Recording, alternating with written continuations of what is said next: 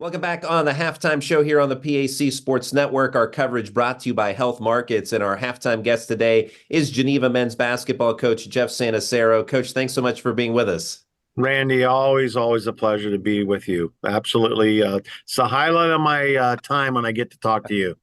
I'm sure it is. Well, it is for me as well. I could say that. So now Geneva entering today's game, a 12-2 record overall, 8-1 conference mark. It's the best start for the Golden Tornadoes since your second year as head coach at Geneva back during the 1997-98 season. How pleased are you with the team's play to this point? Well, yeah, I mean, I have, to not be pleased would be, just ridiculous. I mean, these guys put the time in. You mentioned the 97, 98. There's a lot of similarities from this team to that team back then. I mean, you had guys that were gym rats. You had guys that were student of the game. You had guys that put the effort. They shared the ball. They didn't care who was the leading scorer. They just wanted to win. And, those were NAIA days, and we're playing in the NAIA league that we were playing in. So you had to be on your toes all the time. It's just like the pack has turned into. There's a lot of parity in the pack the last 3 years, and even more this year than any other year. But there's a lot of similarities to that group, and I'm not surprised. I'm happy where we're at. I'm not surprised where we're at. And all the credit goes to the kids. There are a lot of different things, obviously, that the team does very well. One of them is three-point shooting, one of the best in the nation, currently ranking second to the country, hitting at a 42.55% clip. Why has Geneva been so consistent and accurate from beyond the arc? Well, again, I think it goes to my point I just made. They're gym rats. They're always on in the gym. We have, one of those shooting guns. We have three, but two that they can use, and both gyms are full, and they're getting their shots in, and they come down and shoot. And we always have a kind of like a little going thing with the coaches. Like we hear the ball bounce, we go, okay, who is it, right? And then the other guy's got to buy the Diet Cokes or the Mountain Dews or whatever we're drinking that day. But they just love being in the gym. They love to work on their craft, and to be a good basketball player. I don't care what level you're at, whether it's middle school or pros. I mean, you got to put the work in. You can't just show up to practice and get better. Individually, junior Trevor Tipton ranks third in the country in three-point shooting and has kind of picked up where big brother Lyle left off at Geneva. Different style of player than his brother, but how has Trevor Tipton excelled now in year three with the Tornadoes? Well, I think that obviously he's out of Lyle's shadow, which is I don't know if he was, it's tough to not be, but Trevor was his own game. Trevor was his own man, and I think that what Trevor has it's a Tipton DNA. They are workers. They're not satisfied with a bad performance. They're not satisfied with a bad shooting night.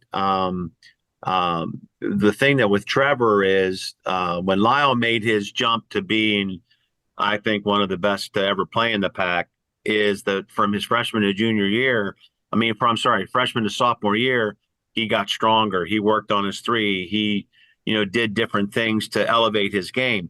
Trevor did the exact opposite. Trevor was a good three-point shooter, but then worked on his game, taking the ball off the dribble, getting stronger, working on his ball handling. So I'm not surprised he's having the year he's having, for sure.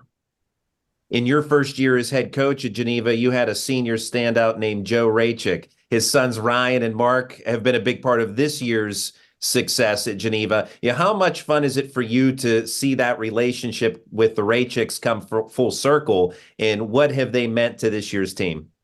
Well, I think that, again, those two put the time in, and Ryan's a double major, Mark's a nursing major. So he's a lot of times he's sprinting into practice from clinicals or labs or doing everything like that. But again, like I said, they're basketball smart. Obviously their dad had a great work ethic. And I always tell Joe when I see him, he was at the game. I think he's missed one game But anytime I see him, I said, they're better than you, right? And he just laughs. But I mean, their work ethic is a lot like Joe's was when he was here, and I'm not surprised at how they're getting better. Fifth-year starter Isaac Massey, a great facilitator for the offense, but he can put up big points as well, as he displayed in a 39-point, 9 3-point performance earlier this year against Pitt Greensburg. How savvy and experienced is Massey at the point guard spot? Well, he's been there. I mean, he's been in every situation you could probably be in. I think that for him to be there, it just gives us a calmness. It gets us. He knows in certain situations what we need to do. Him and I have a great relationship. I think I can talk to him and say, okay, what are you thinking? Well, and I think that I always ask him when we come out of halftime, if we have the ball, I go, what play do you want to run? And just so he feels that he knows the pulse of the team at the time. And it does take a lot of pressure off of me as far as, having to know who's going to make the right decision in that situation. And usually Isaac gets the ball in the right place at the right time. And usually he's been really, really good with that. Junior Peyton Triplett, he's a transfer from Malone College in his second year at Geneva now. A guy who hit 12 three-pointers in a game in high school at Lake Christian. He is obviously another great scoring threat for your team. What does he add to the floor? Well, I think Peyton's been the X factor. I think that as he starts to improve, and I mean, he's a tremendous last 4 games. I mean, it's been ridiculous. I think he's shooting like, I don't want to say he's shooting close to 65% from the floor, but I just think he gives us that inside presence. And then when people try to shut that down, he can step outside and hit the three. So, and I think that's what makes us so dangerous. I think at any given time, any of our players can step out and hit a three. And I think, since we run like a kind of like a positionless motion offense, I think that it's tough to guard. But then, I mean, he's so good inside. He's gotten so much better. And again, I'll keep on repeating myself, Randy. I mean, he puts the time in to get better. After practice, he'll stay and work with the coaches and do different things like that. So I'm not surprised at his success so far this year. And rounding out your starting lineup, sophomore Jonathan Berdovich. He's put up some big games as well this season. What can you say about him? Well, I told him last night he needs to shoot more. I mean, he's a 2 guard. He needs to shoot more. Coming in from the game the other day, I mean, he didn't take a shot in the first half, and then in the second half, he had 11 points and got us going in the second half. He's a 2 guard. He needs to shoot more. He knows that. He's a great player. Everybody looks at his size. I'll take him against anybody. I mean, he's a worker. He's always the first one in the gym. He just puts the work in, and he'll be fine. He's still, played minutes last year, but I think his minutes obviously starting now. I think he's starting to fit into that role well, and we're looking for good things from JB as we go forward. You've got some nice depth pieces as well. And with the return of Casey Johns, a transfer from Allegheny, he was recently cleared from a season-ending knee injury that he sustained last year. What kind of depth does he offer Geneva? Well, he gives you Casey. He's been wanting to get on the floor, so he had a really cautious doctor, and but it was the right thing to do. I think he's more comfortable being on the floor now, and he just gives us another, similar to what Isaac gives. I mean, he's played college basketball. He understands us.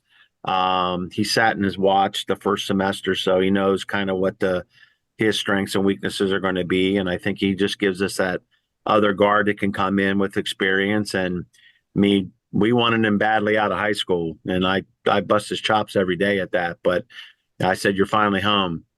Geneva has been extremely impressive, obviously, with a 12-2 record, and has proven to be one of the front runners in the PAC thus far this season. How do you hope to build on the first half success and make a run toward a PAC title?